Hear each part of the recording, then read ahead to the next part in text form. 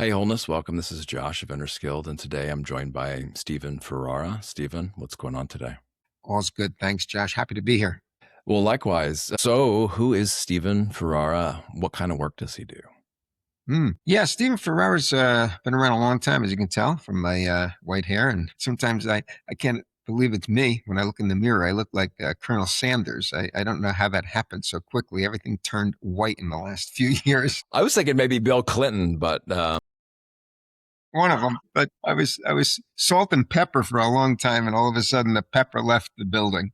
But yeah, so I've been here and have had a wonderful life, to be honest. Very traditional. Got married early. I was 21. My wife was 20 many moons ago, and we had three children. Started a business back in the 70s, just selling life insurance of all things, door to door, and somehow. It just grew in the late 70s and the 80s were a real boom time, as for a lot of things, and certainly for finance and the insurance and the investment worlds, and all of the planning techniques came together. And I just kind of rode that wave and just sold the business 6 years ago. We had over 100 advisors and probably another 30 or 40 support people. And I, was the CEO for many years and enjoyed every bit of it. My family life, have a son and two daughters, and my son, who was my very best friend in business with me, and we were really connected at the hip, it seemed. He died in a freak car accident at the age of 23. It's now almost 21 years ago. And that certainly changed my life completely. My life in many ways. I had been on a spiritual pathway. I always felt for most of my life. My dad was a musician, and he was always a spiritual seeker, and so there's always books and people around, and I, since I'm probably 10 years old, been influenced by spirituality. So when my son died at 49, I had a pretty good foundation of spirituality and understanding. But when something like that occurs, all that stuff goes out the window. And when I say all that stuff, it's still foundational, practical, but everything just goes out the window because you question everything. And I was just angry at God. I was angry at the universe. I couldn't understand how this perfect 23-year-old person could be taken out of their life at the top of his game, getting married in the next year, being in business with me. So many things were just perfect and made no sense. But thank God I had a wife and two daughters I had to continue on for. And I found that journaling, actually starting journaling the morning after my son died, and did it every single day for the past 20 years, became just a place for me to be able to express everything from the very, very raw, intense emotions of those early days, and all the way through finding different ways to look at both life and death. I never really knew that I documented all this because I never read the journals back until 6 years ago, when I had more time on my hands, sold the business, had about 30 journals, big bookshelf of them. And I said, let me start to read them back. And it was an amazing documentation of my journey. The book is called From Grief to Gratitude, and it was truly the journey from very, very deep grief through many various steps, I guess you might call it, along the way, turning points along the way, insights along the way, revelations along the way, that I ultimately found gratitude for the experience. Not gratitude, certainly, that my son died, but gratitude for the experience and all that it, in fact, continues to teach me in my life, and has just made me a very different, maybe more awakened person, more absolutely committed to my spiritual foundation now more than ever. That's when the rubber hit the road, so to speak, and a lot of intellectual stuff became, I have to really apply this out of necessity. Otherwise, I didn't know what else to do. And so that's a very long answer to who Steve is, but I hope I gave you a little bit of an understanding of my traditional life and my life, and how I got to write this book. yes, and thank you for that. I really like to get into this because sometimes I go off on the deep end about death and stuff with people when it's not really appropriate. So here is actually appropriate. I mean, this is, and I laugh a little bit because of my ridiculousness around it. But I mean, what can be more important than life and death? You know, we see it in movies all the time. It's, you know, it's everywhere. But I forget who said something like, you know, the greatest illness is seeing people dying all around us and think that it really won't happen to us, or we don't really contemplate it much at all. But not only that, with your case, it's immediate, not, you know, personal, so to speak, but it is personal in the fact that it's so close. And now not only dealing with death, but loss. And loss is a huge inevitability in life too. But this is like the greatest losses that I can't even imagine, because I'm not a parent, you know, Mhm. and everybody has been touched by death, but some more closely than others. And I want to just jump in here to just get your general take on death and dying and grieving too. I mean, there's so many different ideas, kind of modalities, perceptions, maybe even techniques, and things that help people, things that probably harm people when going through this. So, and just start getting into the kind of different wisdom that you've gleaned from this process of being so close to what happened, and it, maybe some your take on why it touches some people more deeply than others. And of course, it's a huge spectrum too. So I mean, that's a pretty broad question. Anywhere you want to jump in here on this? Yeah, yeah. Well, it is something that I've always found interesting that, if humans have been here for however many couple of 100,000 years, literally billions and billions of us have been born and died. And you would think that we'd have a better understanding of something that occurs so regularly, so often. It's some crazy amount of people that die on a daily basis and then on an annual basis. And even if it's not close to us, we hear about it through friends, through family, through the news, whatever. Death is in and around our lives all the time. And yet, as you said, we somehow play this little mental game like it's not really going to happen. And burying our head in the sand, so to speak, for any issue or challenge in life never solves it. We need to, I feel, look at death with a little bit more curiousness as opposed to fear. Naturally, not understanding death, never having seen it from the other side, we don't really know what to expect. And that's probably the biggest reason why we have so much fear is we only see it from our side, those of us left behind. In my case, being a father who lost his son, yeah, it is a hugely traumatic, almost unimaginable experience of sadness and lonesomeness, confusion and anger from my side. But I began to realize as I was journaling, and I was probably 6 or 8 months into my journaling, and I was just moving through some of the really hard, both emotional and physical pain of suffering that you go through. I can remember being bent over a table, literally in pain over the suffering. And thank God, again, I had support people around me, starting with my wife and my children and others. But one day as I'm journaling, it just came to me that, I am so close to my son, still am to this day. We are bonded in some level of love. Maybe it's unconditional. I don't know, but it's a bond of love that I've always felt and continue to feel. And, that love for him was one that also always supported him in anything and everything he wanted to do while he was here for 23 years. And he was an amazing athlete. He was a good businessman. He was all kinds of good things. And I would just always support him in any way that I can. And it dawned on me that if there is an ongoing journey, and I absolutely believe there's got to be, it makes no sense that we would just live this 60, 80, 100 years or 23 years in my son's case, and that's it. I mean, the human experience doesn't give us enough for it to be everything. And I can't prove that there's an ongoing journey. I don't personally believe in a heaven or hell, but I do believe that we are spiritual beings having this human experience. We've probably come from somewhere and we're going somewhere. And so when I was able to accept that life doesn't make mistakes and my son's accident was not an accident of the universe, it was something that was destiny, that was destined to happen, that was his human experience, it was only 23 years. as I was able to accept that, and then I began to say, I can look at this from his side of the journey. If this is an ongoing journey, and life can't be here to torture us. It's got to be here to teach us. It would make no sense also that life would be here to torture us. I mean, why be here? There's not some evil God that's just trying to torture us with life challenges. It's got to be that he's trying to teach us. And these are some maybe spiritual principles that I had that I was beginning to really realize the importance of.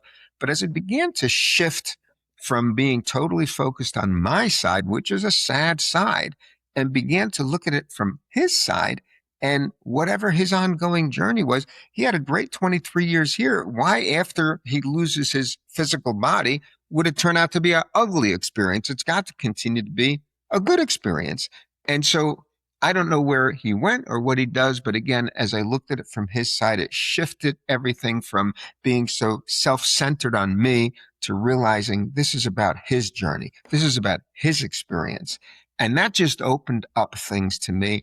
And I think things that can really help anyone that goes through loss, instead of now looking at this as what could have been. Like, had my son lived, I would have been his grandfather to his children. He would have been in business. Maybe would have been playing golf. Who shoulda, woulda, shoulda. But I began to think more in terms of what can be in this relationship. I'm here in my human form still, and he's not. But we can have an ongoing and a growing relationship. And I began to go down this road of realizing that my son and I have probably always been spiritual partners, but now I fully understand that because he's not here as a physical being. So I truly feel that we are spiritual partners walking down some path together. He helps me, I help him. And he became more of a spiritual partner to me in addition to being my son. And just that recategorization, so to speak, or additional category of relationship with him, that made it a present relationship, something that I could feel and something I could grow with, as opposed to the human experience that, the human experience ended. I can't sit across from him and have a cup of coffee anymore. I can't give him a hug. But I can still feel the love. And that was another big thing I learned about love, is that love is something you share. Love is it has nothing to do with getting. It has all to do with giving. And people get that confused. I need my spouse to love me, my children. No, you need to love them. That's what love is all about. It's all about sharing. And when you share your love with someone, that's when you feel love. Because we only feel our own love. We really don't know if somebody else loves us truly. I mean, you don't know if somebody else truly feels. You hope they love you, but the only love you can really feel is your own. So I started to realize, well, why should I not feel the same level of love for my son just because he's not here? I can still share that love with him and still feel that same warm, loving bond with him. And I can have a relationship with him just in a bit of a different way. It was almost like learning a different language. Journaling was a different language. Going into meditation and feeling his presence was a different language. Taking a walk in nature and just losing myself and, seeing a butterfly that came by and it remind me of him. These are things that are different languages that you just, you learn. And so you can continue a relationship. There's no question about it. And the last thing I'd say about that too is that this is nothing woo-woo. If you think about anybody in your life that you love, it's not strictly a physical or mental relationship. It's far deeper than that. When that person's not here, they're, at another, school, country, or wherever they're at, you still feel that same level of love for them. True love is at a spiritual level. That's where we truly feel love, and that's where love is eternal. Physical and mental, you also feel when they're here as human beings, but it's truly that spiritual level that you feel, and that literally is eternal. Such great points you bring up here. The first one that you just seem convinced, and I'm glad that you don't have to convince anybody else really, is that there's something goes on for the most part, I think, unless we're fully, completely awakened. That to me, it just seems hubris to think that I see everything around me constantly dying and then birth or going, like nature, dying and coming back year after year after year, life and Mm-hmm. death all around me. But somehow I think I'm going to be exempt from that, or someone else is going to be get out of a jail free card like that. You know what I mean? Or like the hubris to think that that doesn't apply to me, that's I think that's ridiculous, because there's like a continuum, a mental continuum. Just because Right. we go to bed at night doesn't mean everything up to that point is now completely wiped. No, Yeah. there's things that carry over, in our thoughts, or the mental continuum at least, So to me, yeah, that's a no brainer for us. Yeah. Just, yeah, it's not that easy just to, get out of it and then just have it all stop. I mean, it doesn't seem to work like that in my experience. I Yeah. mean, just looking back on our own human experience and how that works too. And then, of course, people I really respect. And then now scientific literature that has done a lot of studies on kids remembering things they shouldn't be able to remember, or know things they shouldn't be able to know previously. So Right. that's aside. But what you said really touched my heart about the kind of what you said about now your relationship and how you're taking things and doing things now, seeing things, feeling things. It reminds me of my time in monasteries and in Asian cultures, even monasteries in the West that have a bunch of Asian. This is like a standard societal practice. Almost every day at mealtime, you would have people come in and they give. It's called dana, generosity, because the monks aren't allowed to handle money or food. I mean, to prepare food. So they're entirely dependent. And what they do is they dedicate the merit from their generosity to their loved ones that have died. This is so-and-so's 10th anniversary of their passing. May this merit be dedicated to them.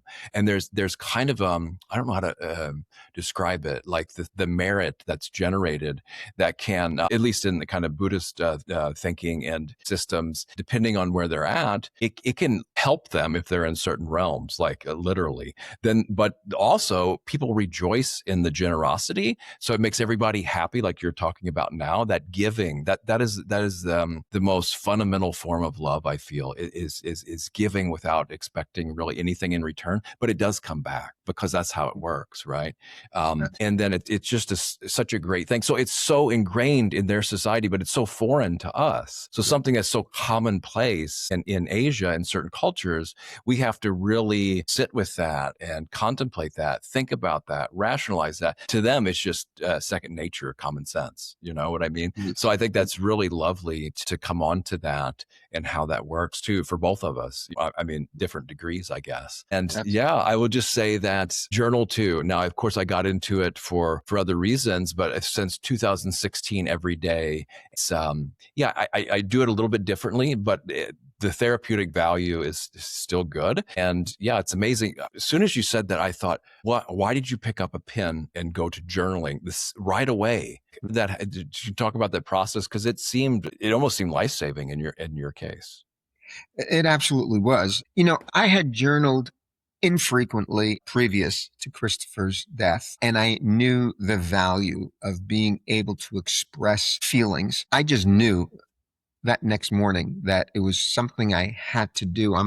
I need to, thank God, I need to express myself. And there's not always someone to express to. And that's probably not a bad thing, because when I would journal, I could say anything and there was not going to be a response or even a nodding of a head or anything. Not the other person. There was nobody else there. It was just me and my journal. And I could just let a stream of consciousness come out. And I just was able to let everything out, like I say, from the raw emotion, but also to the revelations that I was having over the months and the years about seeing death in a very different way. And it only came because I was able to just write stream of consciousness. I'd write for pages. I wouldn't think. Not that I'd make a point of not thinking, but thinking wasn't part of it. It wasn't like, what do I want to say today? I might just start with, hey, Chris, how you doing? And just start writing. And who knew where it was going to go? So journaling, I highly recommend for anyone, just as a place to truly get deeper feelings out. Talking to someone that truly is opened and will be understanding is also wonderful. And I had a couple of those types of people in my life, which I feel so fortunate about as well. But sometimes you don't have someone like that. And one thing I realized relatively early on is that I didn't need what the typical way that society deals with death. I didn't need the sympathy. I didn't need someone, oh, Steve, you were really dealt that tough hand, and I didn't need it. I didn't want it. I just didn't, because society has a way of having a strange bond in victimhood. You see that on TV all the time, on the news and everything else. Everybody's a victim, and everybody has some strange, twisted bond in victimhood. And people would even at times, because I don't know if I mentioned, but my wife died a few years later, and my wife was the absolute cornerstone of our family.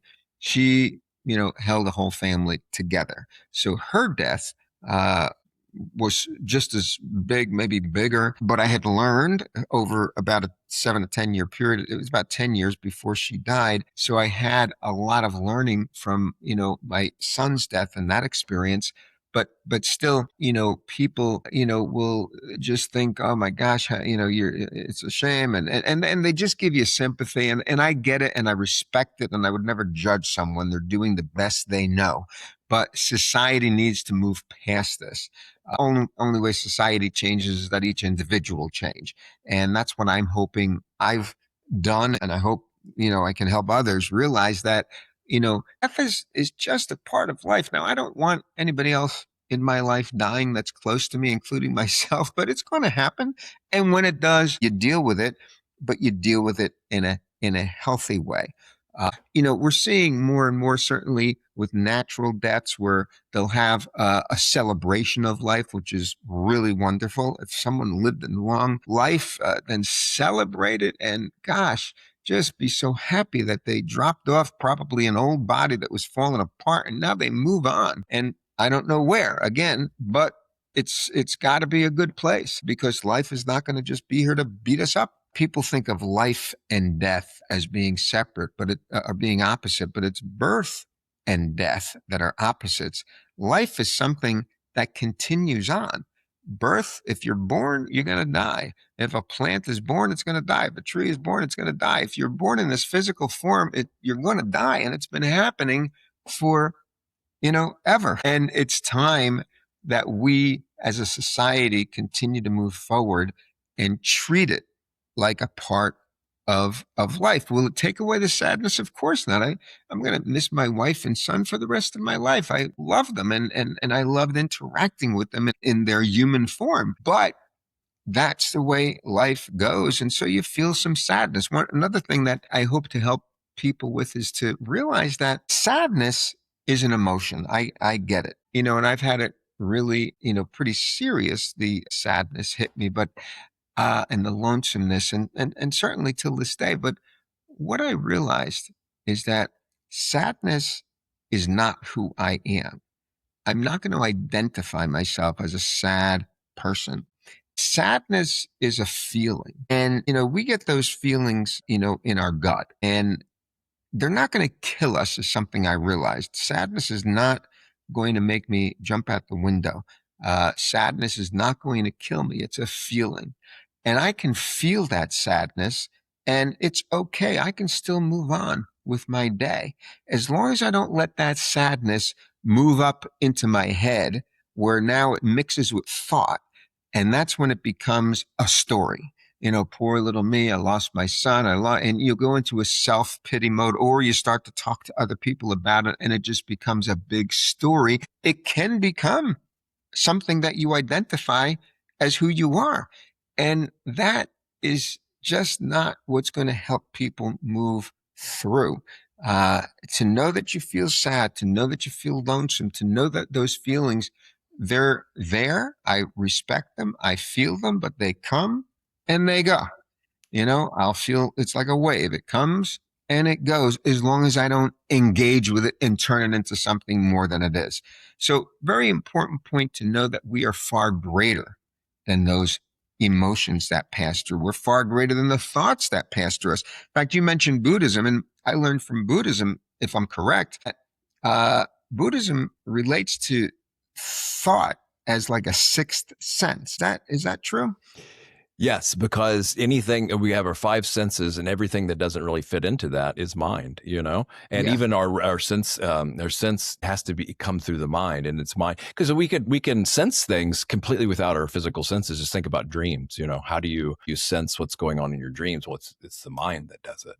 So absolutely. yeah, And the thing I was going to say when I understood that is, our five physical senses. If I go outside and I hear birds chirping or the wind blowing, I don't take ownership of those sounds.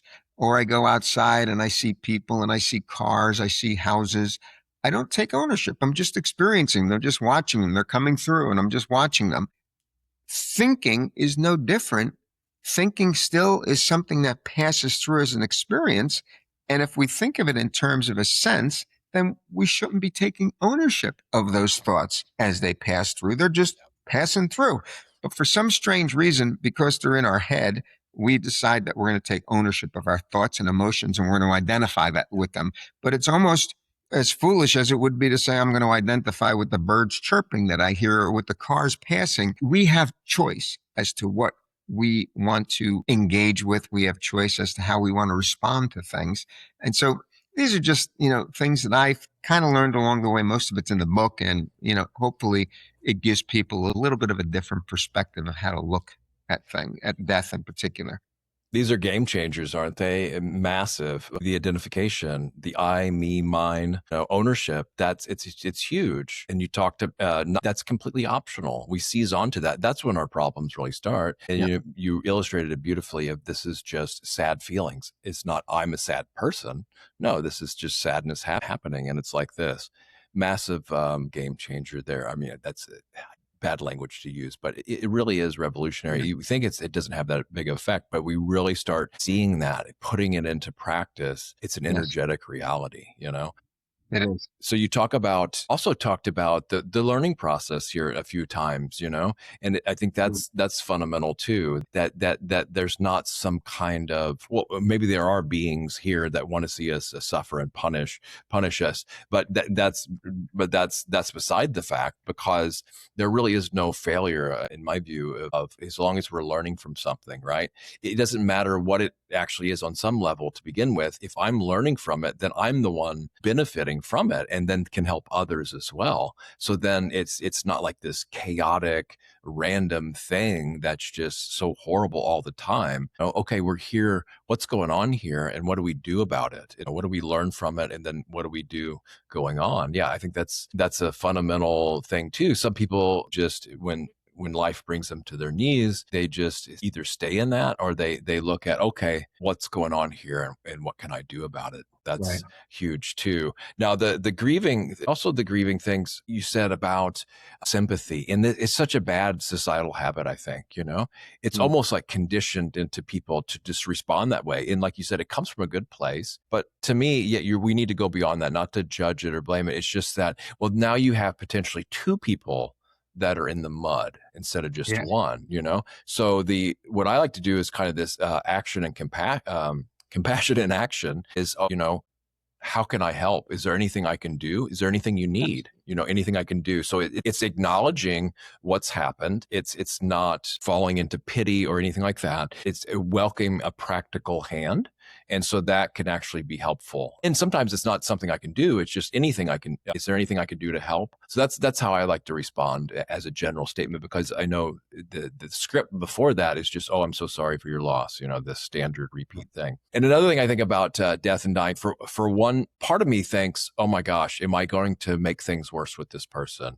This is a very delicate time, and what I say really matters. But on the other hand, if you've ever been to a funeral, to me, it's a relief that there's no expectations on behavior whatsoever.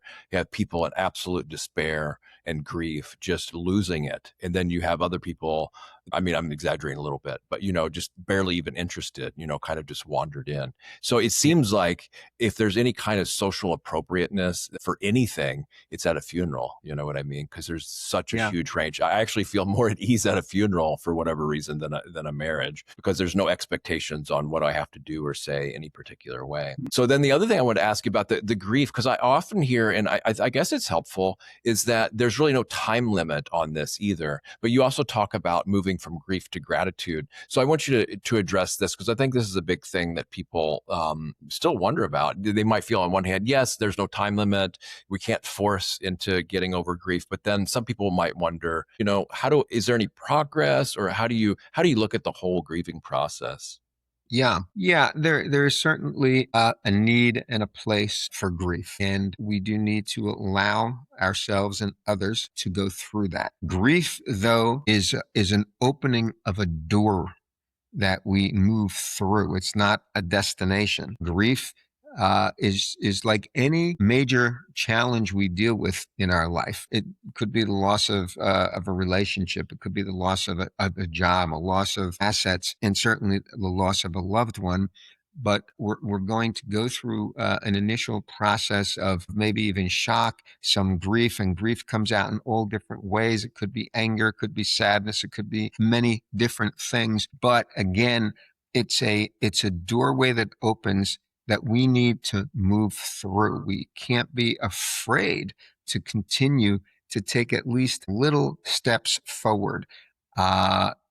I found again with my journaling, I was taking steps forward, having a chance to talk to people that were going to be more open and understanding than sympathetic. That was important, very important for me. Immersed myself in books, trying to understand death in a bigger way. I read about near-death experiences. I educated myself on much more spiritual aspects of, there's wonderful spiritual authors out there today. I mentioned numerous of them in my book, from Eckhart Tolle to David Hawkins and Michael Singer. And there's a book called A Course in Miracles that has just been life-changing for me as I really got into it after my son died.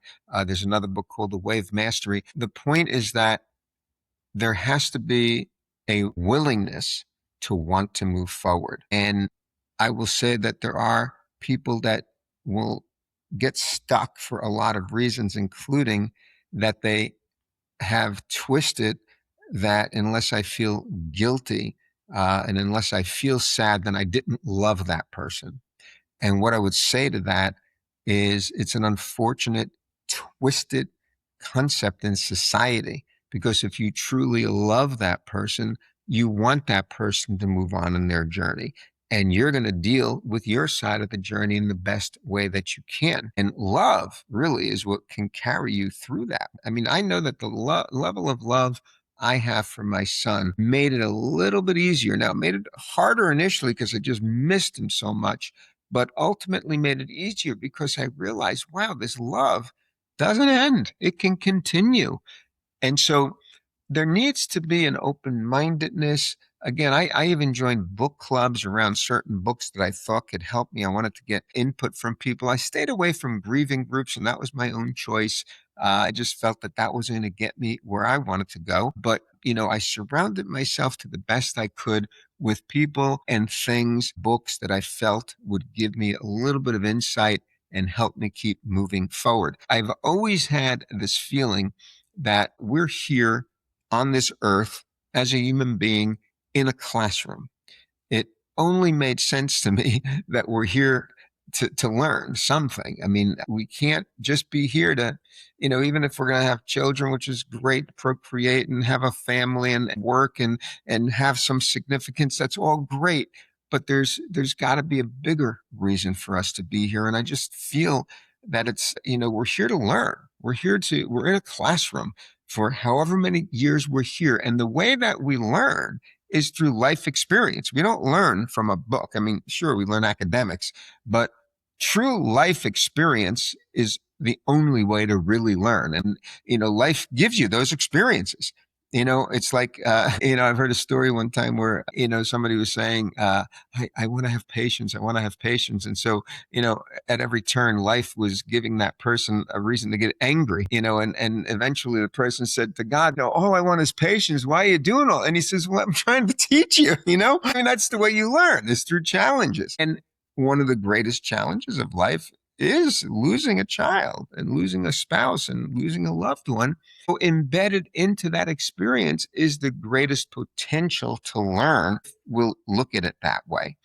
But it takes a little bit to get there, and you can only hope that you're going to find the person, you're going to find a book, you're going to find something that enables you to see that there is a pathway ahead. Maybe it's grief to gratitude, where it shows there is a pathway, a healthy way. There's an inner pathway to healing and peace.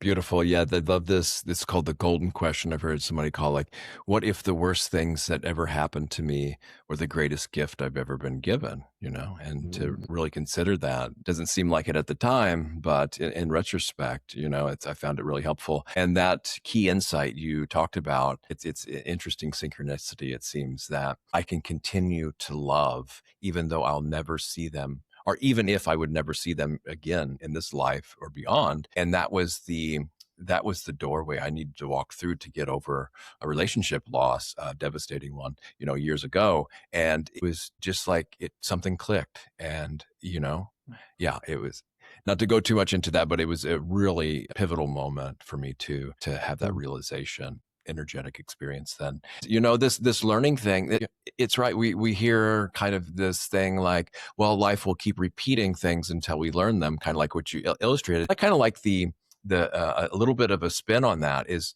life will keep repeating things until we learn the tools and skills and resources to then apply to the challenges. I think that's a little bit better refinement on that take. And I found this in my own experience too, that things keep repeating until I learn the skills to address them.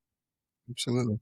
Well, and the thing that is so important for us to understand is resisting life is a losing battle. Life has just been unfolding. If there was a Big Bang 14 billion years ago, and that was the start of form-based life, well, life's been unfolding for 14 billion years. It's been unfolding perfectly for 14 billion years. It's turned into trillions of suns and planets and galaxies. We live on this little tiny piece of dust called Earth that is such a tiny part of the overall universe. But, just because I'm here for 80 or 100 years out of the 14 billion that life has been unfolding and continues to unfold, it didn't stop when I got here. Life continues to unfold. But why all of a sudden should life ask me my opinion as to whether I agree with the way it's unfolding? Why should life ask me, do you agree that, your son should die at age 23? I mean, that's just life unfolding. I can choose to resist life, and that's what creates suffering, or I can choose to find another way to respond to the way life is unfolding, and ultimately responding with gratitude, ultimately responding with love is where all the healing comes from. I think that's a beautiful place to start wrapping up.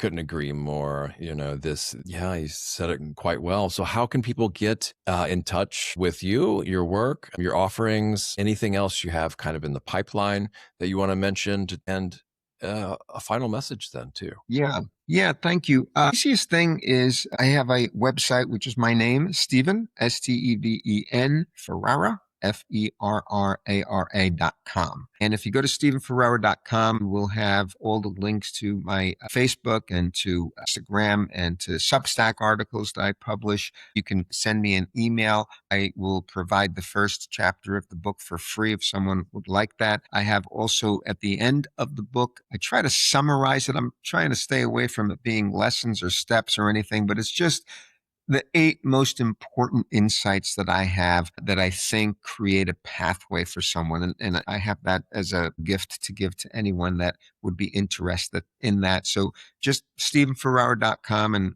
then you can get all of that. Well, lovely, Steve. And thank you so much again for joining. And may all beings everywhere find their most optimal gratitude for their own well-being and for that of all beings around them. And may all beings everywhere realize awakening and be free. Bye, everybody.